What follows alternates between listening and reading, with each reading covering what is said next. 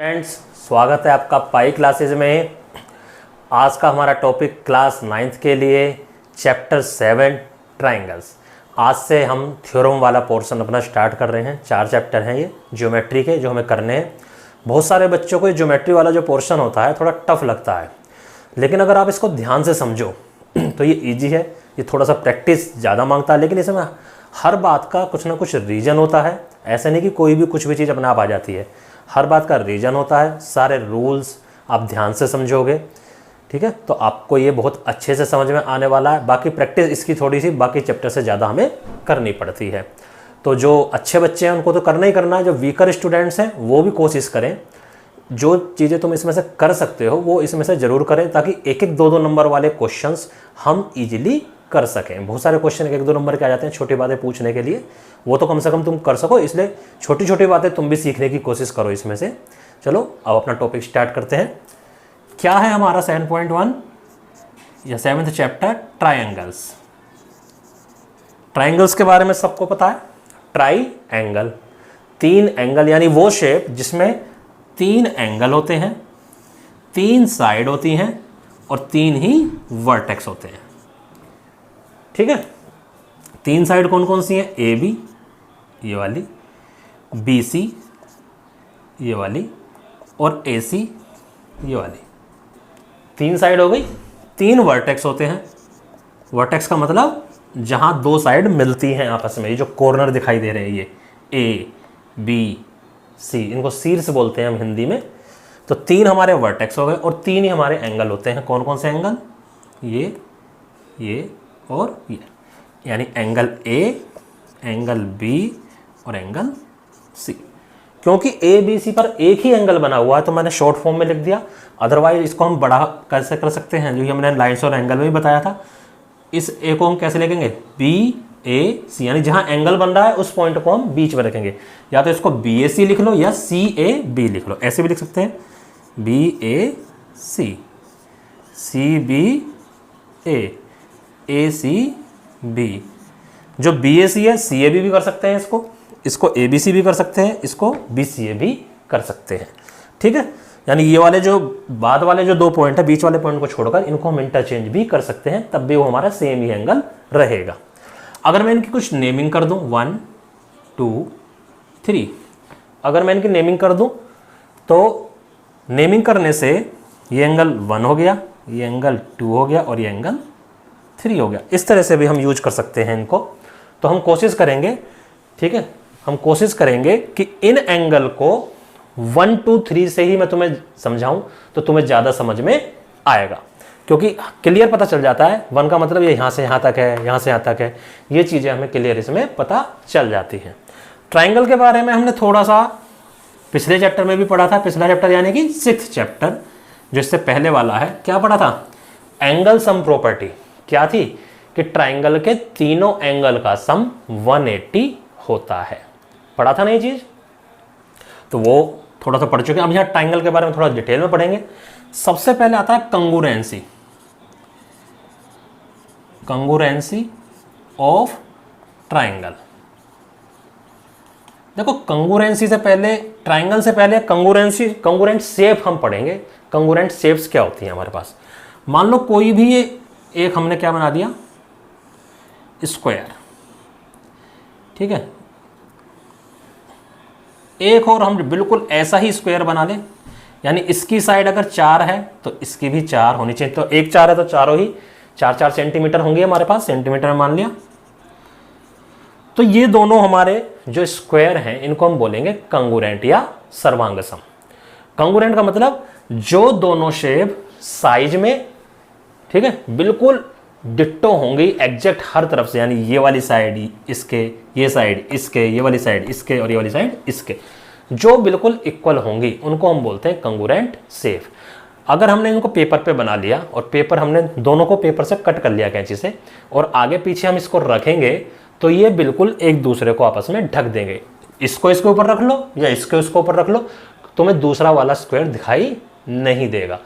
अगर मान लो मैं एक और स्क्वायर बना दूं, ये थोड़ा सा हमने बड़ा ले लिया, इसकी साइड मैंने 5 सेंटीमीटर ले, क्या ये इनके कंगुरेंट है? नहीं। क्योंकि इसकी साइड ज्यादा हो गई, ये एक दूसरे को नहीं, ये तो इसको ढक देगा अगर हम इसके ऊपर रखेंगे काट के, ये इसको नहीं ढक पाएगा, तो इसलिए कंगुरेंट नहीं है। कंगुरेंट वही है जो एक दूसरे के बिल्कुल इक्वल हो शेप एंड साइज में। ऐसे ही हम सर्कल अगर लें, अगर इसकी रेडियस 2 सेंटीमीटर है, इसकी रेडियस 3 सेंटीमीटर, तो क्या ये कंगुरेंट है? नहीं, दोनों की रेडियस 2 सेंटीमीटर ही होनी चाहिए, तभी हम इनको कंगुरेंट बोलेंगे। ऐसा ही रेक्टेंगल में, ठीक है, रेक्टेंगल अगर हमने एक ले ली,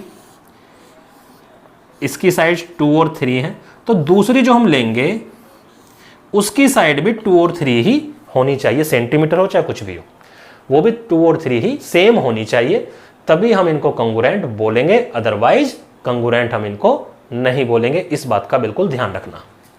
यही चीज आती है हमारी ट्रायंगल में। अब ट्रायंगल में क्या होता है, मान लो एक ट्रायंगल ले लिया मैंने, ये एक और ट्रायंगल ले लिया,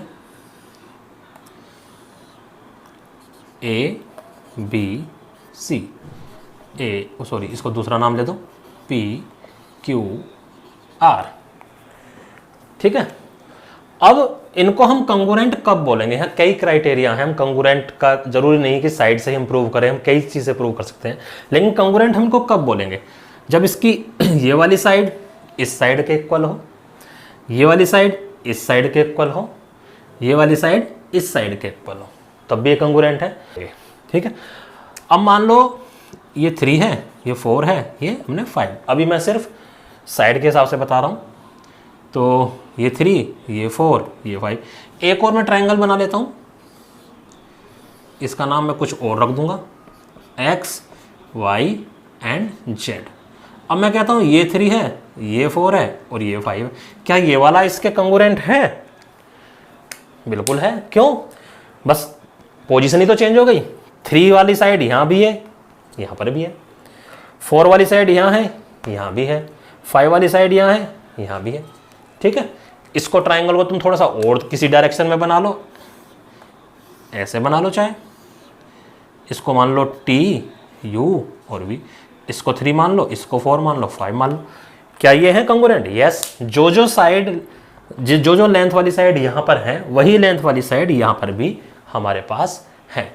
तो इस तरह के जो भी हमारे ट्रायंगल बनेंगे उनको हम बोलेंगे कंगुरेंट ट्रायंगल्स। एक और मैं ले लेता हूं, मान लो ये 5, ये 4 और ये 3.5, क्या ये कंगुरेंट है? नहीं। ये दोनों साइड तो सेम आ रही हैं, पर ये तीसरी साइड की लेंथ जो है वो चेंज हो गई, अब ये कंगुरेंट नहीं है। तो अब मेरे ख्याल से तुम्हें क्लियर हो गया होगा कंगुरेंट क्या होता है, कि जो शेप एंड साइज उसमें बिल्कुल दोनों हूबहू बिल्कुल डिट्टो हो, ठीक है, उनको हम बोलते हैं कंगुरेंट शेप्स, चाहे वो ट्रायंगल हो, चाहे वो रेक्टेंगल हो, चाहे वो स्क्वायर हो, कुछ भी हो, ठीक है। तो ये हमारा कंगुरेंसी होता है।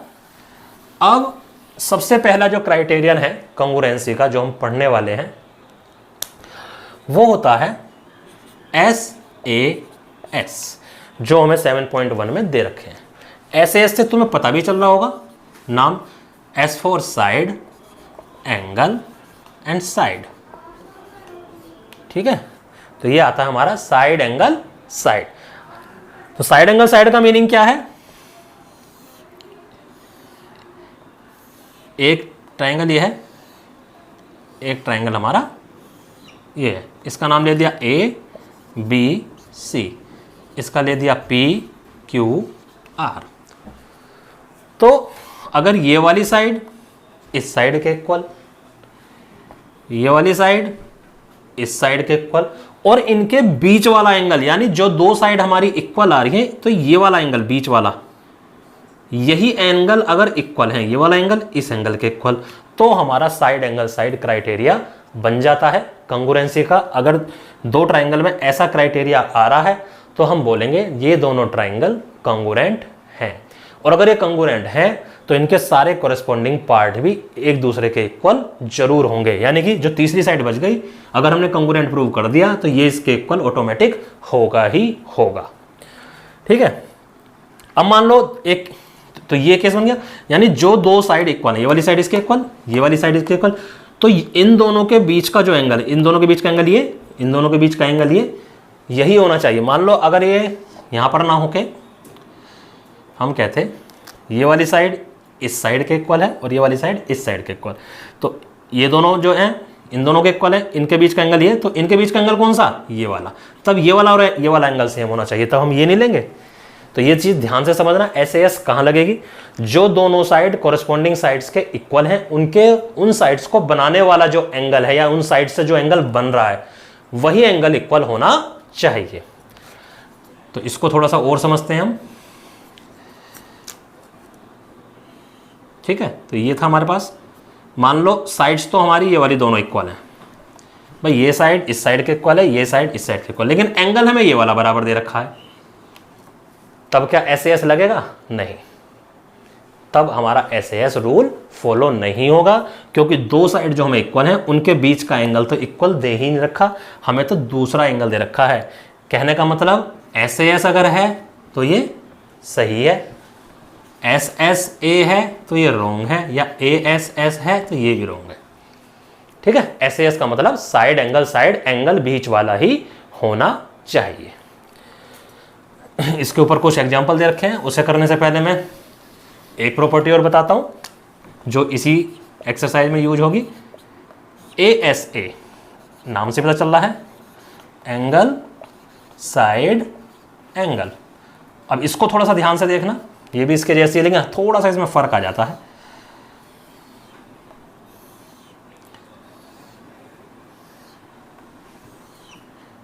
ABC PQR, ठीक है, ये हमें दे दिया। मैं तुमसे कहूं ये वाली तो साइड इक्वल है, नीचे वाली BC इक्वल टू QR, इस BC पर दो एंगल बन रहे हैं ना, इस पर भी दो एंगल बन रहे हैं, ये दोनों एंगल भी हमारे सेम होने, यानी ये वाला एंगल इस एंगल के इक्वल होना चाहिए, ये वाला एंगल इस एंगल के। ये भी थोड़ा समझ लो, देखो यहां अगर मैंने सिंगल डैश लगाई है तो कौन सी साइड में मैंने सिंगल डैश लगाया, वही साइड आपस में इक्वल होंगे। हो सकता है ये वाली साइड इधर भी हो सकती है, ये इधर भी हो सकती है, ठीक है, इस बात का ध्यान देना। और ये एंगल एक डैश लगाया तो ये एंगल इस वाले एंगल के इक्वल है, ये वाला डबल वाला इधर है, ये उल्टे भी हो सकते हैं, हो सकता है ये वाला एंगल इस एंगल के इक्वल हो और ये वाला एंगल इस एंगल के इक्वल हो, लेकिन है तो उसी साइड पर, दोनों कहीं भी हो सकते हैं। तो angle side angle, angle side angle हो गया, ये इक्वल आ रहे हैं, तब भी हम बोलेंगे कि ये ट्राइंगल हमारे कॉन्ग्रुएंट है। अब मैं तुमसे ये कहता हूं कि ये इस टाइप से भी हो सकता है, कि हो सकता है ये वाला एंगल इस एंगल के इक्वल हो और ये वाला एंगल इस एंगल के इक्वल हो, तब भी कोई फर्क नहीं पड़ने वाला, खाली एंगल्स की हमारी पोजीशन चेंज हुई है। भाई ये एंगल इस एंगल के इक्वल, ये वाला एंगल इस एंगल के, और ये दोनों साइड इक्वल, तो जो साइड इक्वल है उसी के ऊपर तो दोनों एंगल बन रहे हैं, ऐसा ही होना चाहिए, ठीक है, तब हमारा एंगल साइड एंगल बन जाता है। अब इसमें जैसे वहां पर क्या था, हमारा साइड एंगल साइड ये ट्रू था, ये और SSA ये दोनों रॉन्ग थे। क्या यहां भी ऐसा होता है, देखते हैं। अगर मैं इसको AAS कर दूं, अगर मैं इसको एंगल साइड बना दूं, तब ये ट्रू होगा या नहीं। फॉर एग्जांपल ये वाली साइड, अब देखो पहले ध्यान से देखो, ये एंगल इस एंगल के इक्वल, थोड़ा सा मैं भी इसी टाइप से ले लेता हूं समझाने के लिए, ये एंगल इस एंगल के इक्वल और ये वाला एंगल, तो इसका तीसरा एंगल और इसका तीसरा एंगल, जब ये दो एंगल किसी ट्राइंगल के इक्वल हैं तो तीसरा एंगल तो ऑटोमेटिक इक्वल होना ही होना है, ठीक है ना। तो ये जो तीसरा एंगल इसका बन गया, क्योंकि पहले दो एंगल इक्वल हैं, तो तीसरा एंगल तो किसी भी ट्राइंगल में ऑटोमेटिकली इक्वल हो ही जाएगा। तो इससे ये मीनिंग निकल के आया कि जब हमारा ये वाला क्राइटेरिया लग रहा है, जो तीसरा एंगल हमें दे रखा है वो तो ऑटोमेटिक इक्वल आ गया, उसमें हमें गिवन की जरूरत तो है ही नहीं। तो अगर ऐसा हो जाए किसी में कि हमें ये वाला एंगल, ये एंगल नहीं दे रखा, मान लो हमें ये एंगल दे रखा है, ये एंगल दे रखा और कोई सी भी साइड दे रखी है, देखो बीच की साइड दे रखी है, तब तो ASA लग ही रहा है। इसके अलावा या तो ये वाली साइड इक्वल दे रखी है या ये वाली, यानी कॉमन साइड हमें इक्वल नहीं दे रखी, तब भी ये हमारा क्राइटेरिया लग जाएगा, क्योंकि तीसरा एंगल हम बड़े इजीली फाइंड आउट कर चुके हैं, क्योंकि दो एंगल तो हमारे हैं ही इक्वल और तीसरा एंगल ऑटोमेटिकली ट्राइंगल का हमारा इक्वल हो जाएगा। तो इसका मतलब क्या है, यहां पर ये क्राइटेरिया इस वाले में AS से तो लगेगा ही लगेगा, AAS भी हमारा लग जाएगा। ठीक है, ए ए एस ही लिखना, एस ए ए मत लिखना, ए ए एस या एस ए ए एक ही बात है, वो उल्टा करके लिख रहे हैं बस हम। तो ये दो हमने क्राइटेरिया सीखे। अब हम चलते हैं एग्जाम्पल की ओर, करते हैं एग्जाम्पल नंबर 1। एग्जाम्पल नंबर 1 में ये फिगर गिवन है। फिगर में बोल रहा है कि ये वाली साइड इस साइड के इक्वल है, यानी ओ ए ओ बी के इक्वल है, ये गिवन है, और ओ डी ओ सी के इक्वल है। तो हमें क्या प्रूव करना है, दो ट्राइंगल बन रहे हैं, एक ऊपर एक नीचे, ये दोनों ट्राइंगल आपस में कंगुरेंट हैं। देखो कंगुरेंट का मैं एक बताना भूल गया था, ये इस टाइप से इक्वल और ऊपर ऐसे एस, ये कंगुरेंसी का हमारा सिंबल होता है। ठीक है, अगर हम इधर एक ट्राइंगल इधर एक ट्राइंगल, ये triangle congruent to this triangle, किस रूल से, वो रूल फिर हमें बाद में साइड में लिखना पड़ता है।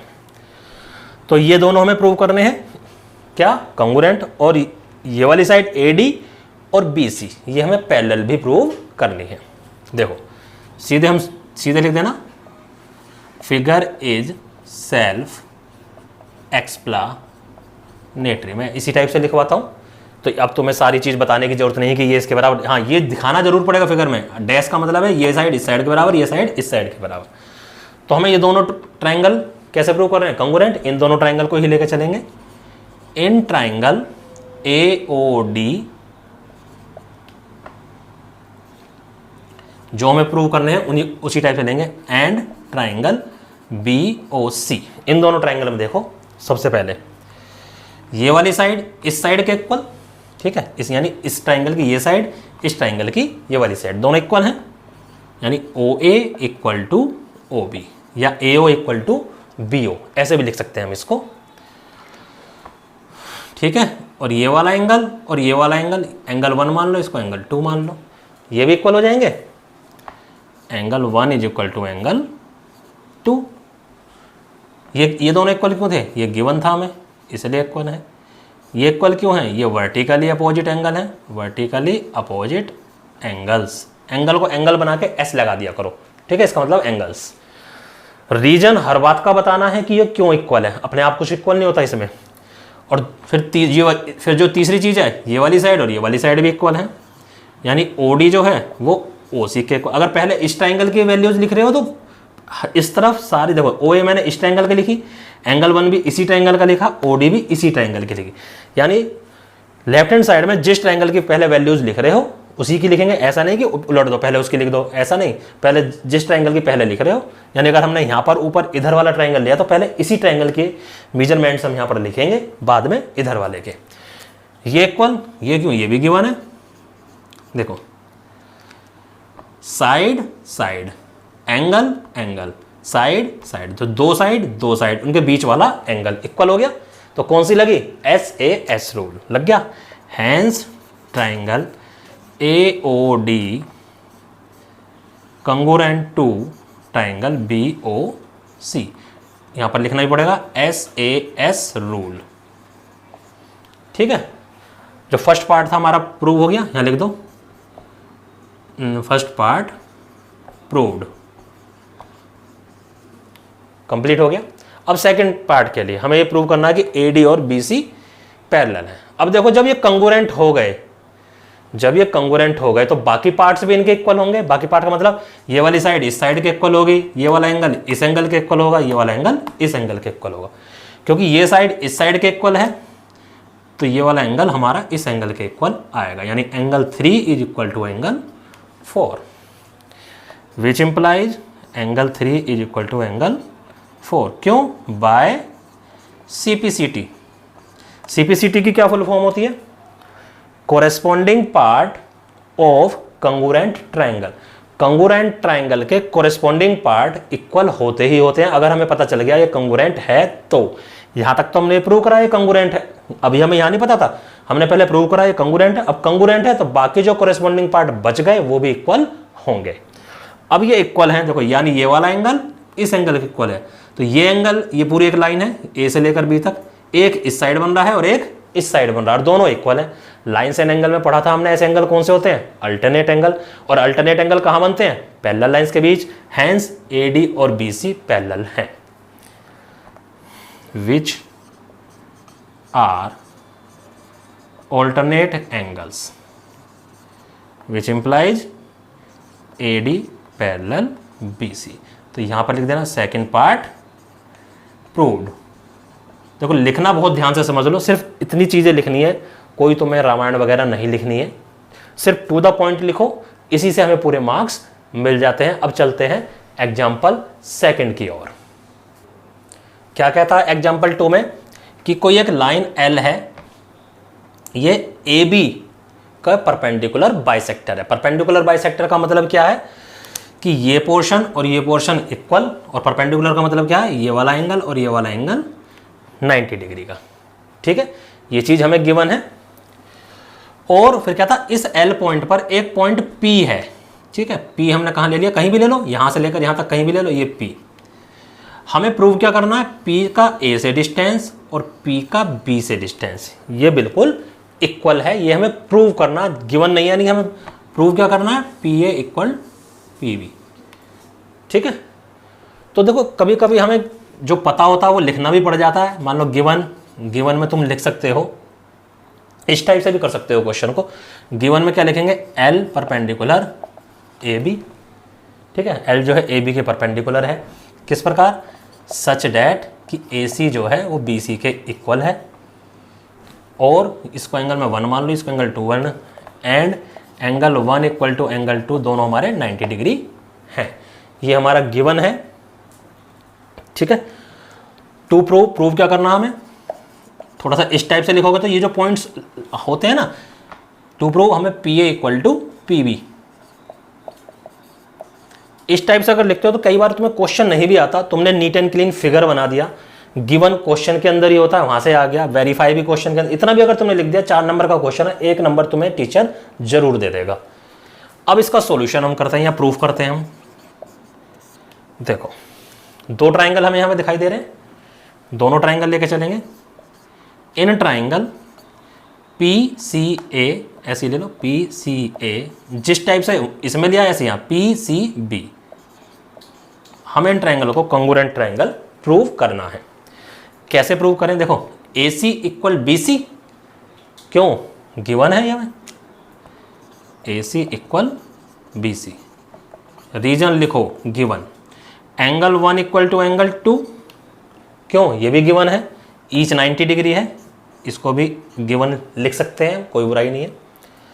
और PC इस वाले ट्राइंगल में भी है, PC इस वाले ट्राइंगल में है, जो साइड दोनों ट्राइंगल में आ रही है वो तो इक्वल होनी ही होनी है, उनकी लेंथ छोटी बड़ी तो हो नहीं सकती। तो PC इक्वल PC, इसको क्या लिखेंगे, कॉमन, ये दोनों ही ट्राइंगल में कॉमन है, तो साइड एंगल साइड लग गई। ठीक है, तो हैंस ट्राइंगल PCA कंगुरेंट का निशान, कंगुरेंट टू ट्राइंगल PCB, यहाँ कौन से रूल से, SAS रूल से, हो गया इतना।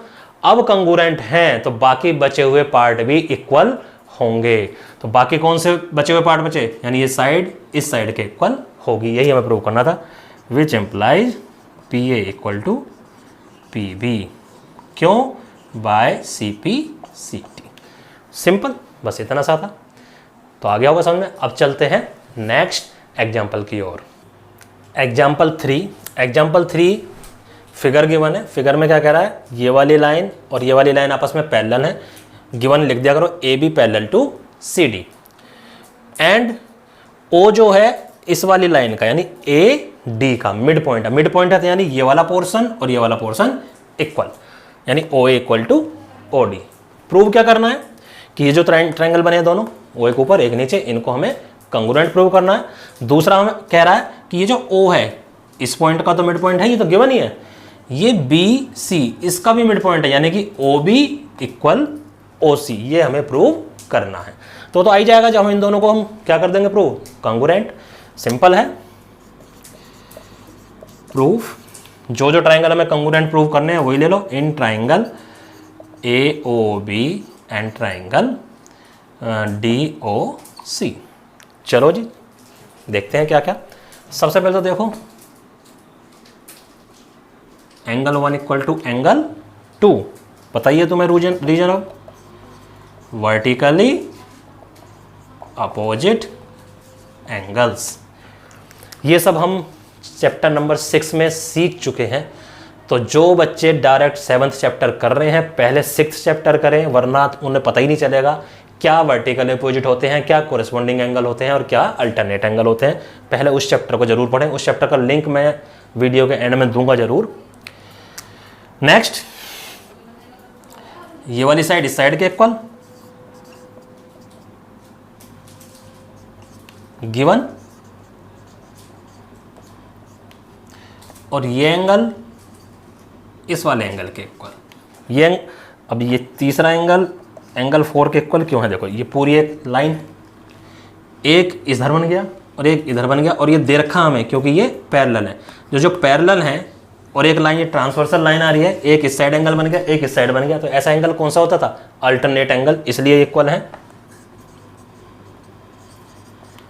अब एंगल साइड एंगल लग गए यहां पर। देखो ये वाली साइड इस साइड के इक्वल, इस पर दोनों एंगल बन रहे हैं, इस पर भी दोनों एंगल बन रहे हैं, दोनों एंगल भी इक्वल है, तो एंगल साइड एंगल लग गई हमारी तीसरी वाली जो दूसरी मैंने क्राइटेरिया आपको सिखाया था, which implies triangle AOB congruent to triangle DOC angle side angle rule, which implies, अब कंगुरेंट है तो इनके बाकी पार्ट्स भी इक्वल होंगे, यानी ये वाली साइड इस साइड के इक्वल होगी। OB is equal to OC by CP CT। Complete. तो ये हमारे एग्जाम्पल्स कंप्लीट होते हैं।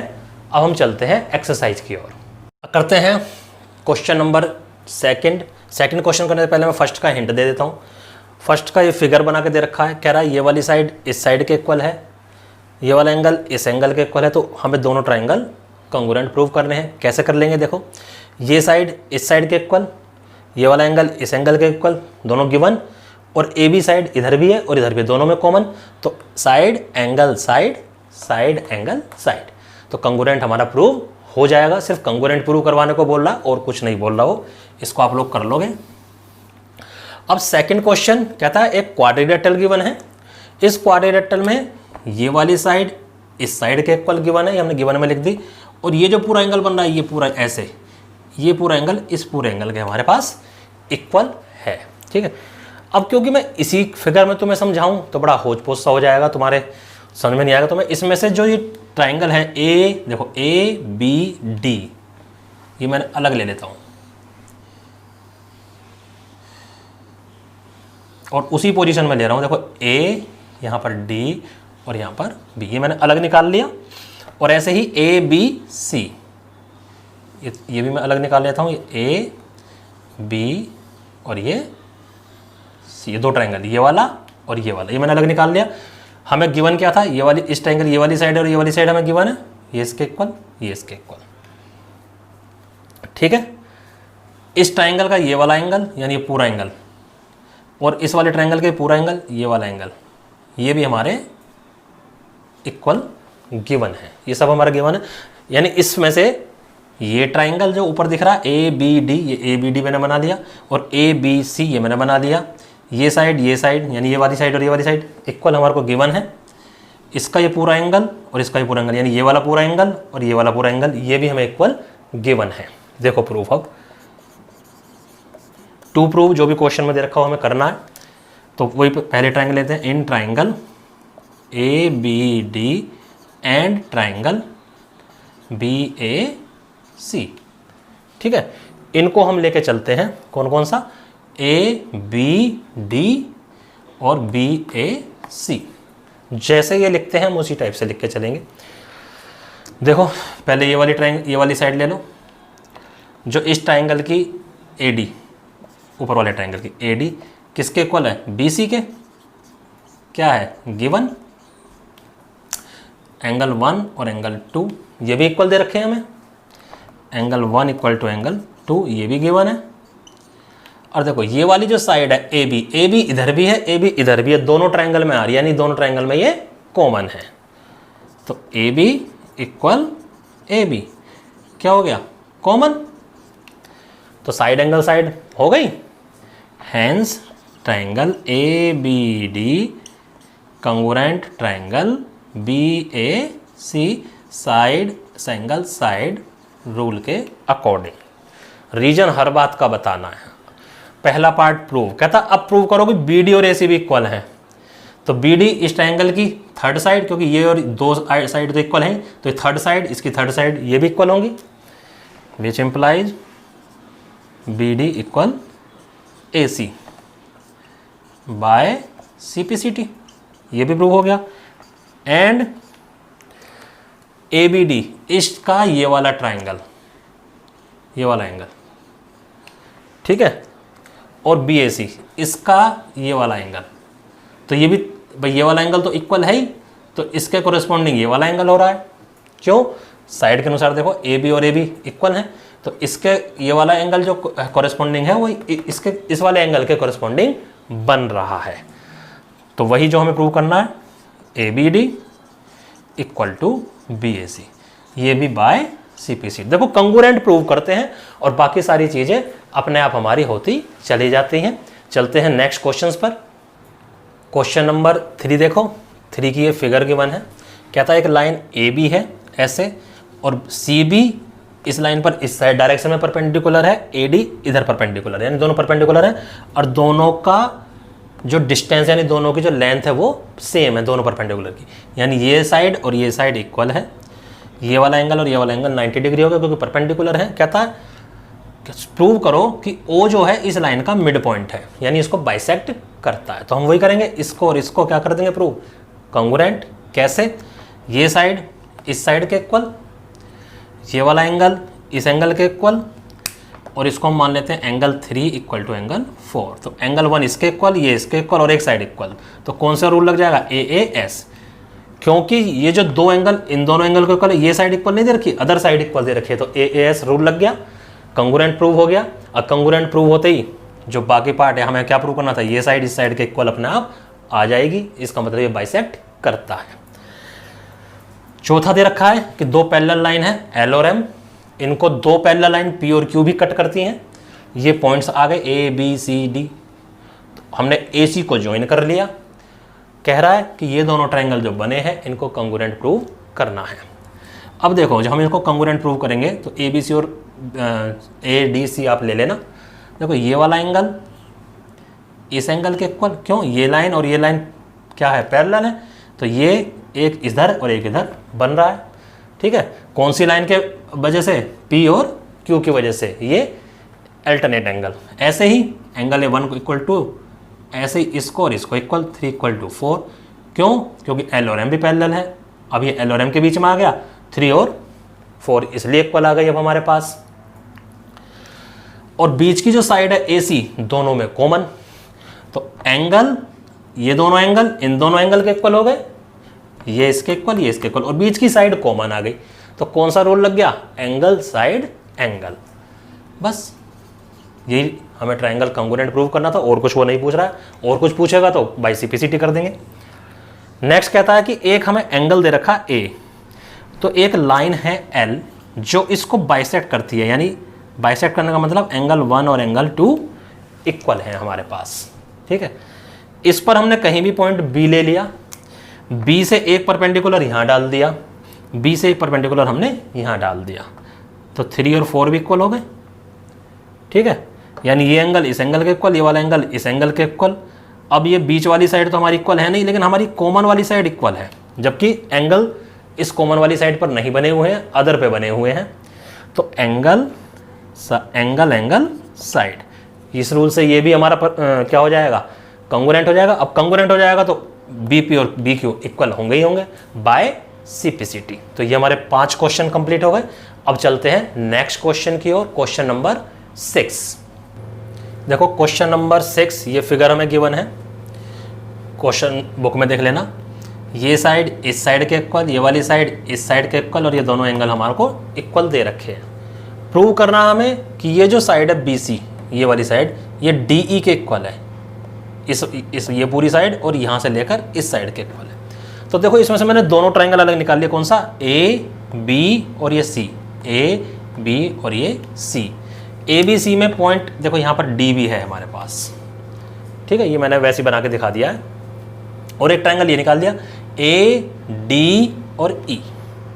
जरा ध्यान से देखो, ये एंगल और ये एंगल इक्वल है, ए बी ए सी, तो ये पूरा एंगल बनता है इसमें ये, और उधर वाला लेते हैं उसमें भी ये पूरा एंगल बनता है। तो ये पार्ट अगर मैं इस एंगल में जोड़ दूं और ऐसे ये वाला पार्ट मैं इस वाले ट्रायंगल के एंगल में जोड़ दूं, तो ये वाला एंगल और ये वाला एंगल हमारा दोनों ट्रायंगल में अलग अलग बनता है लेकिन इक्वल बन जाएगा। कौन सा पार्ट? 3 पार्ट। ठीक है, clearly angle 1 is equal to angle 2, ये गिवन है हमें, एंगल 1 और 2 गिवन है। अब ये जो बीच का पार्ट अगर मैं दोनों में ऐड कर दूं, एंगल 1 प्लस 3 एंगल 2 प्लस 3, कोई फर्क थोड़ा पड़ गया। अब एंगल 1 प्लस 3, एंगल 1 प्लस 3 का मतलब ये पूरा angle B A C, B A C, ये बन गया एंगल बी ए सी। और 2 प्लस 3 का मतलब ये वाला पूरा एंगल, और ये क्या बन गया? डी ए ई। ठीक है, डी ए ई, और डी ए क्या है? ये। ठीक है, अब मैंने ये दोनों ले लिए, अब ले लेंगे इन दोनों ट्राइंगल को। Now in triangle A B C and triangle कौन सा? एक तो ए बी सी ले लिया हमने, एक ए डी ई, ऊपर वाला ए डी ई है। देखो A B equal to A D, ये तो गिवन है हमें। देखो यहीं से जो डैश, जहाँ डबल डैश लग रही थी उस साइड पे हमने डबल डैश लगा ली, जिस साइड पर सिंगल डैश लग रही थी उस साइड पे हमने सिंगल डैश लगा ली। तो ए और ये ए बी और ए डी इक्वल है, बीच का एंगल हमारा इक्वल आ गया यहाँ से, B A C equal to D A, ये कहाँ से आया? ये गिवन है, ये इक्वेशन 1 से हमने प्रूव कर दिया। जो तीसरी साइड है ए सी इक्वल टू ए, ये भी हमारी गिवन है। तो triangle A B C congruent to triangle A D E, कौन सा रूल लग गया? साइड एंगल साइड, क्योंकि दो साइड और उनके बीच का एंगल इक्वल है। अब ये इक्वल है तो इस ट्राइंगल की तीसरी साइड कौन सी है? इसकी बी सी है, और इसकी कौन सी है? डी ई है, तो ये भी इक्वल होगा, B C equal to D E by C P C T. तो इस तरह से ये क्वेश्चन हमारा प्रूव होता है। अब चलते हैं नेक्स्ट क्वेश्चन की तरफ। देखो नेक्स्ट क्वेश्चन, 7th क्वेश्चन, इसमें ये फिगर गिवन है। फिगर में कहता है जो P है ए बी का मिड पॉइंट है, यानी कि ये साइड और ये साइड इक्वल हो गई। ये वाला एंगल इस एंगल के इक्वल, ये डबल वाला डबल के इक्वल, ही तो मैंने अपनी तरफ से भी माना है। ठीक है, तो एक ये ऐसे ट्राइंगल बन गया और एक ये, यानी A P D, A P D ये मैंने अलग बना लिया ऐसे उसी शेप का। और एक E P B, E P B ये मैंने अलग बना लिया, ये साइड इस साइड के इक्वल है, ये वाला एंगल इस एंगल के इक्वल है। अब ध्यानपूर्वक देखो तो ये जो बन रहा है, तो जो पी पर ये पूरा ट्राइंगल ऐसे बनता है, जो कि हमें इतना इतना ही इक्वल दे रखा है, यानी हमें एंगल 3 इक्वल टू एंगल 4 दे रखा है। तो ये 5 हो गया बीच का पोर्शन, जैसे वहाँ हमने ऐड करा था 5 मैं इधर भी ऐड कर दूँ और 5 मैं इधर भी ऐड कर दूँ, तो ये पूरा एंगल क्या बन गया? A P D, A P D, यानी ए पी डी का मतलब ये, ठीक है ना, ए पी डी बन गया। और ये 4 प्लस 5 क्या बन गया? एंगल बी पी ई, यानी ये पूरा एंगल, और बी पी ई का मतलब क्या हो गया? ये वाला एंगल। बस अब दोनों ट्रायंगल ले लो, इन दोनों ट्रायंगल को लोगे, ये वाला एंगल इस वाले एंगल के इक्वल गिवन है, ये वाली साइड इस साइड के एंगल इस साइड के इक्वल गिवन है, ये वाला एंगल इस एंगल के इक्वल, यहाँ से प्रूव कर दिया। तो एंगल साइड एंगल प्रॉपर्टी लग जाएगी, क्राइटेरिया लग जाएगा या रूल लग जाएगा, तो हमारे दोनों ट्राइंगल कंगुरेंट आ जाएंगे। अब कंगुरेंट आ जाएंगे तो ये पहला पार्ट तो प्रूव हो गया।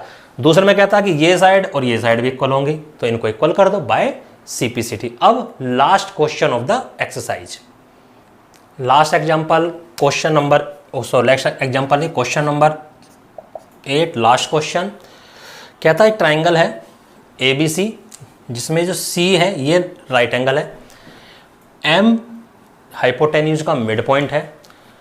हम सी को एम से मिलाते हैं, ठीक है, और इसको इस प्रकार आगे बढ़ाते हैं कि ये और ये इक्वल आ जाए। ठीक है, जहाँ पर ये इक्वल आ जाएगी वहाँ से पॉइंट डी और वहाँ से हम इसको बी से मिला देते हैं, ये हमें बोल रहा है वो। अब हमें प्रूव करना है कि ये वाला ट्राइंगल यानी ये कौन सा AMC और BMD ये हमारे कॉन्ग्रुएंट हैं। हमें पहले ये प्रूव करना है। तो गिवन में जो भी क्वेश्चन दे रखा है लिख लोगे। टू प्रूव में ये 4 पॉइंट दे रखे हैं, ये भी तुम लिख लोगे। लिखना था, अब मैं सीधा प्रूफ कराता हूँ। प्रूफ में देखो कौन कौन से ट्राइंगल कह रहा है। In triangle AMC and triangle BMD कौन कौन से हैं ये वाले, ये जो मैंने थोड़ा सा कलर्ड कर दिए हैं या शेडेड कर दिए हैं। तो देखो इन ट्राइंगल को लेकर चलते हैं। इसमें ये वाली साइड और ये वाली साइड तो इक्वल है ही, क्योंकि M उसका मिड पॉइंट था। तो ये वाली साइड और ये वाली साइड इक्वल, तो AM इक्वल टू BM क्यों गिवन है। ठीक है, इतना तो क्लियर हो गया।